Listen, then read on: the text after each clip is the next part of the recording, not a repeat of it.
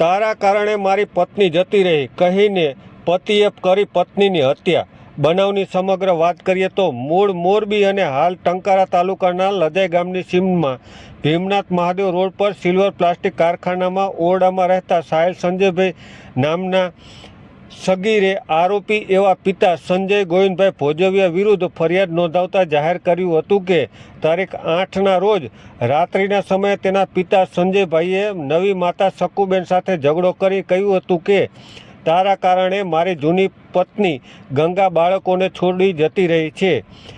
ઝઘડાના કારણે સાહિલ તેમજ તેના અન્ય 3 ભાઈ બહેન અન્ય રૂમમાં સૂવા જતા રહ્યા હતા. બાદમાં બીજા દિવસે સવારમાં સાહિલના પિતા સંજયભાઈએ સાહિલને ઉઠાડીને કહ્યું હતું કે મેં તારી નવી માતા શકુબેનની હત્યા કરી નાખી છે, જેથી તું મારી સાથે ચાલ, આપણે લાશ ફેંકવા જઈએ.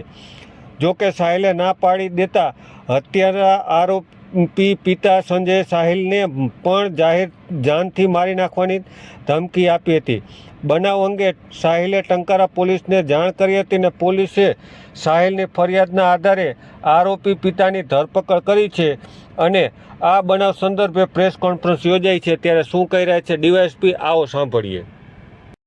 ગત તારીખ 9ના રોજ ટંકારા મુકામે એક ખૂનનો બનાવ બનવા પામેલ છે, જેમાં આરોપી સંજય ગોવિંદભાઈ ભોજવિયા દેવી પૂજક ને આશરે 1.5 વર્ષ પહેલાં મોરબીમાં રહેતા હોય ત્યારે બાજુમાં જ રહેતા આ કામના મરણ જનાર શકુબેન નામની મહિલા સાથે પ્રેમ થઈ ગયો અને તેના કારણે તેમના પત્ની ગંગાબેન તેમના બાળકોને છોડી અને સંજયભાઈને છોડી અને જતા રહેલા હતા. ત્યારબાદ આરોપી સંજયભાઈ 4 બાળકો અને શકુબેન સાથે રહેતા હોય તેમાં ટંકારા મુકામે ભીમનાથ મહાદેવની સામે આવેલ ઝૂંપડામાં આ રહેતા હતા. દરમિયાનમાં શકુબેન અને અગાઉની પત્ની ગંગાબેન બાબતે ઝઘડો થવાના કારણે આરોપી સંજયને ખૂબ જ માથાકૂટ થતી હોય, બંને અંદર અંદર ઝઘડતા હોય.